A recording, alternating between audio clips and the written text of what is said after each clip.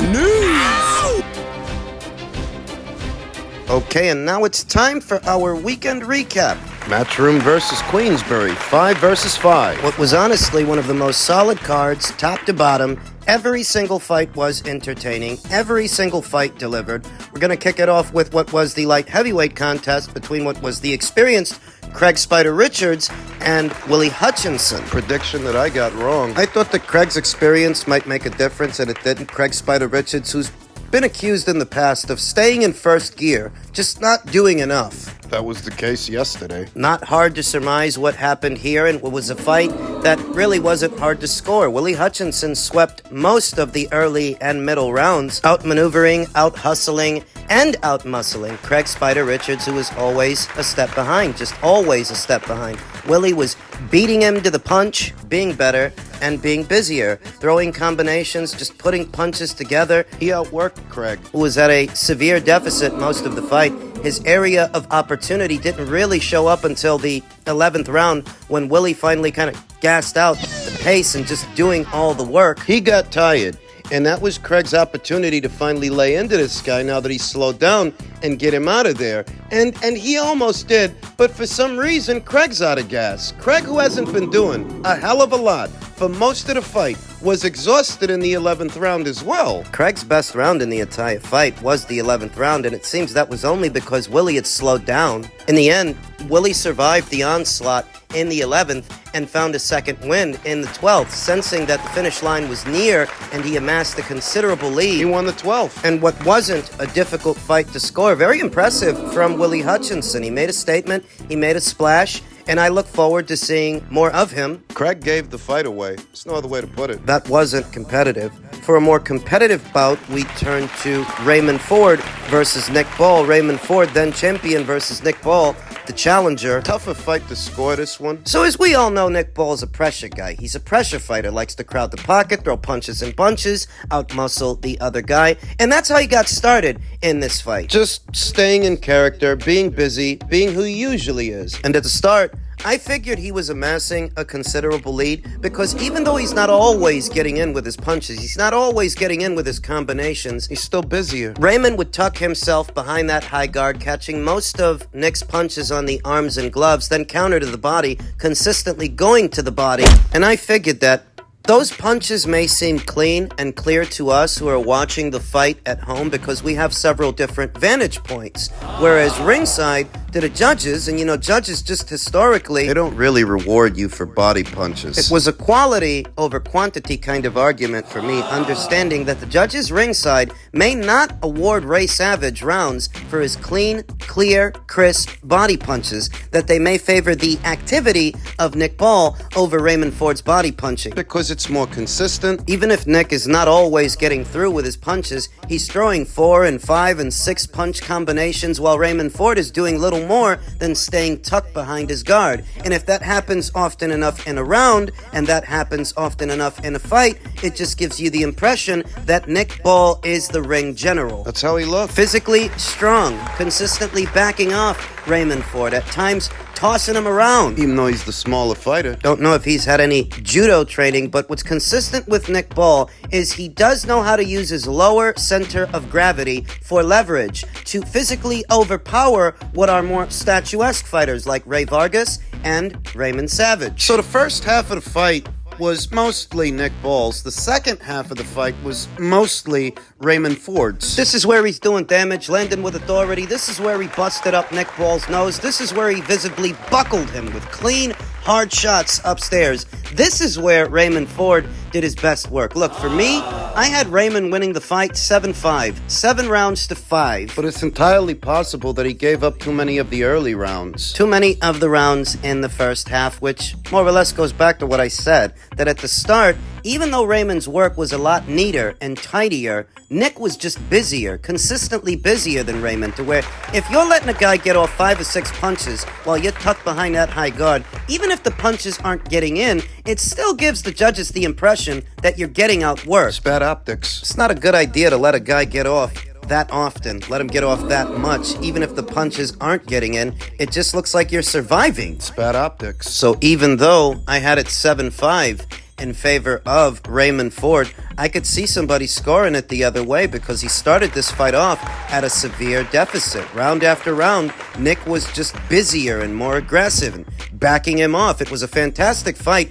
and it's the best I've ever seen Nick Ball. Credit to him for taking as much punishment as he did, getting hurt 3 times in the 12th round. Didn't go down, didn't go out, stayed aggressive. This was the most competitive fight of the entire card, but Ray, he just waited too long to start letting punches go, authoritative punches, and that's what costed him his WBA title. Not that it matters anyway, because he was planning on moving up to 130. I remember right after the Kalmatov fight, they were saying he was going to move up. But then this opportunity rolls around. The opportunity to fight in Saudi. Big Saudi show, big money. It kept him in the division a while longer, but we knew going in, he's not going to stay here after this, irrespective of what happens. And what happened was the belt changed hands. Nick Ball is the newly crowned WBA featherweight champion. Many excellent fights out there for him, which we'll talk about in another video. Nick, congratulations. I myself had it 7-5 for Raymond Ford, but I could see it being scored the other way.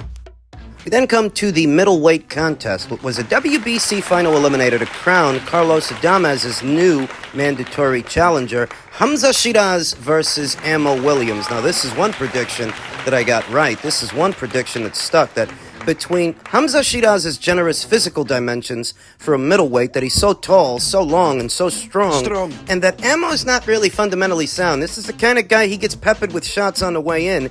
Getting in, he'd come under heavy fire. The fight was competitive through the first 4. Hamza Sheeraz, the orthodox fighter. Ammo Williams, the southpaw. Ammo, the shorter, stumpier fighter of the two, and that's not because Ammo's small for the weight so much as Hamza is so big. At the start, Ammo was doing all right. He actually got through with 2 or 3 decent straight left hands that visibly hurt, visibly rocked Hamza Sheeraz. And credit to Hamza because he didn't panic, he didn't try to get his lick back. He kept his cool, weathered the shots. A part of why Ammo wasn't able to capitalize off of those big left hands is because he was too close. Smothering his own work. He wasn't giving himself room to work. And Hamza Sheeraz, quite intuitive, great instincts, he used that to his advantage, just staying tucked behind that tight high guard, not letting anything in, leaning into Ammo Williams to further smother his work. Ammo couldn't build on it. He was too frenzied. So the fight was competitive in the first 4 or 5 rounds, but round by round after that,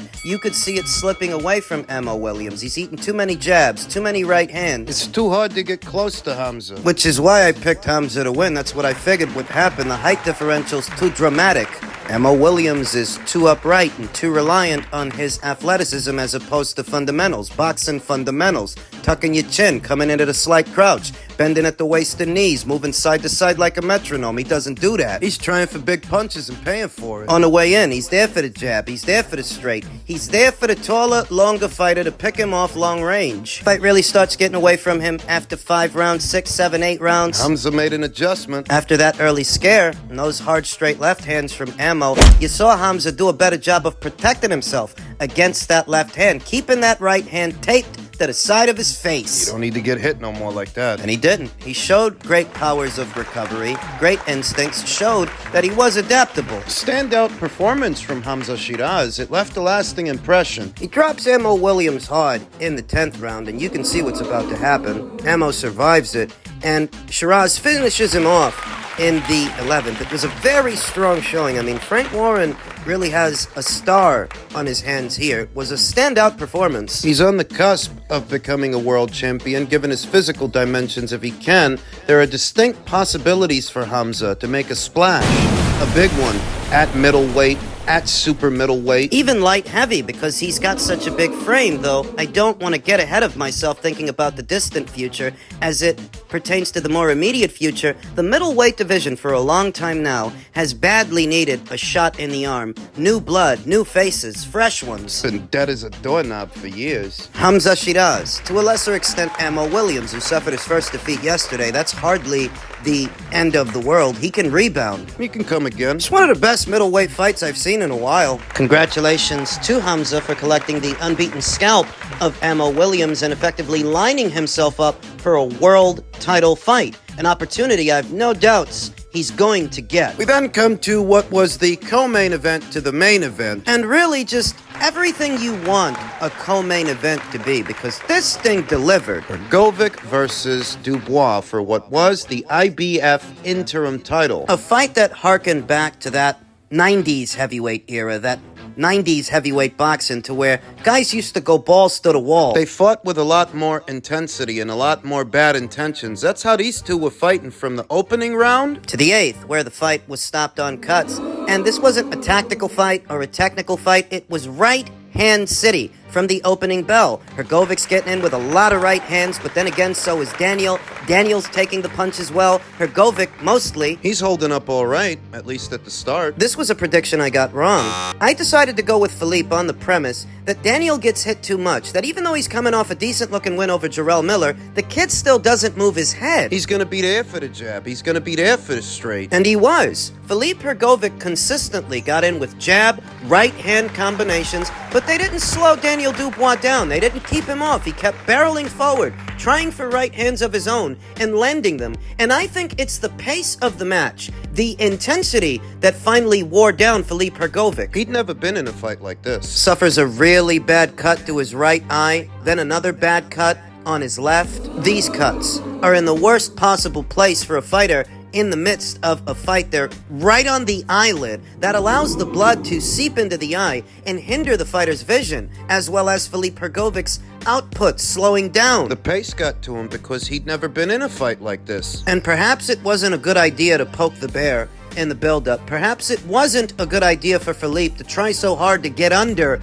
Daniel Dubois' skin. He succeeded, and he paid for it. I'd say he really started to slow down in rounds 6 and 7, and he was ready to go. He was ready to be put out the pasture by the 8th. He's not punching, he's getting rocked. He's cut. Blew his load too early, trying to land big punches, which he did land, but as stated, he couldn't discourage Daniel. Daniel showed grit, showed determination. He doesn't have Philippe Hrgovic's amateur background, but what he does have is more experience against better fighters under the hot lights. That he's been in there with Joe Joyce, he's been in there with Usyk, with Miller. He's won some fights, he lost some fights, but in the process, he became a better fighter for having fought better fighters than Philippe had fought up until this point. That's the only way I can surmise it, because I didn't think Daniel was going to win, but he did. He wore down and wore out Philippe Hrgovic, becoming IBF interim champion in the process and lining himself up for an even bigger, much bigger fight later on this year. The kid didn't have a scratch on him at the end of it, so I think he will be able to return in September for an Anthony Joshua fight, which we'll talk more about in another video. And finally, in the main event, one of the few predictions I got right yesterday. I was also right about the Bivol fight, but I think everybody picked Dmitry Bivol to beat Zanad. In the main event, we saw Zhang Zhang versus former WBC champion Deontay Wilder, and what I told you would happen did happen. He would dispatch him in under 6 rounds off the right hand. Most thought that it would be Zhang's left hand, his powerful left hand, that would do Wilder in. I figured, he's setting him up for the right. The fight played out how I thought. Wilder would have more time, more room, and more real estate to let go of his right hand because Zhang is not that busy within a round. He doesn't throw that many punches. His output is sporadic. Sparse as the fight progresses. What Wilder's going to do is move around, move lateral, use the ring, and try to give himself room to work and room to throw as Zhang would stalk him. That's exactly what we saw. And in those moments where Zhang is actually putting punches together and letting his hands go, you could see the difference. Difference in what? Difference in weight, difference in size, that they may be eye level to each other, but they have very different physical dimensions. Zhang weighed in at about 68 pounds more than Wilder did. Wilder came in, 214? To Zhang, who was 282, I think it was. Sat much more weight behind Zhang's punches whenever Zhang does let go of punches. When he did, he moved Wilder's entire body, his whole body, with the punches, at times pinning him down in the corner, letting go of combinations, careful not to blow his load. I think by now Zhang and his team know that given his age and his size, he doesn't have the best engine, so he shouldn't go for broke early. Empty the tank. And what I feared, that Deontay Wilder, he would have more opportunities to throw the right hand and land the right hand in this fight as opposed to the last one with Joseph Parker, because, you know, Joseph flustered him with activity, crowding the pocket, whereas Zhang is nowhere near as active. So that would afford Wilder the chance to let go of that right hand, and he did several times, but he didn't land it the way that he needed to land it. Especially because Wilder's an orthodox fighter and Zhang is a southpaw. Zhang, theoretically, would have been more susceptible to the right, but I didn't think Wilder would throw it with the same confidence and the same conviction that he used to. Not to sound like a broken record, but he's never been the same fighter since he lost to Fury in their second meeting. He's never been the same fighter that he used to be with the same confidence after that fight, and he's more or less just been slugging along and doing things for appearance's sake. For 3 or 4 years now. Remember that the second Fury fight was at the beginning of 2020, right before the pandemic hit, and ever since Wilder lost that fight, he could never be the same guy. He couldn't stay in character anymore. His bubble was burst. He gets a first-round knockout over his old sparring partner in Robert Helenius, but that hardly heralded Wilder's return. Even with that first-round knockout, you could see that Wilder just wasn't the same guy, and you could definitely see that late last year when he fought Parker. You could see that yesterday when he fought Zhang. We stopped him in the 5th round. The prediction stuck. I figured Zhang is going to get him out of there inside of 6 rounds. That's got to be the plan because Zhang don't have the best engine. By now his team knows that. Wilder tries to come alive in that 5th round, letting his hands go a little more and stepping into his shots a little more than he was in the previous rounds. But he tries for the right, Zhang slips the right, and counters with a right hand of his own. A short right hook that spins Wilder like a top. He's immediately disoriented by the punch. Spins all the way around, hands down, disoriented. Eats another massive right hand by a guy who outweighs him by 68 pounds. So I'm not surprised. This was one prediction that stuck. I think this is the end of Deontay Wilder. I don't think it's safe for him to fight anymore. This is not a profession that you can perform half-hearted. And after over 40, close to 50 fights, Something like 15 to 16 years in the pro ranks, it's time to hang them up. out of mercy, It's time to go.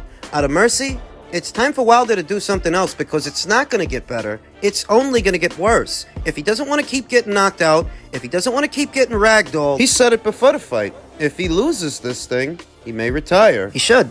And so goes the career of Deontay Wilder and what could have been the Anthony Joshua showdown. It's the one that got away. And we'll talk more about Wilder's potential retirement in another video.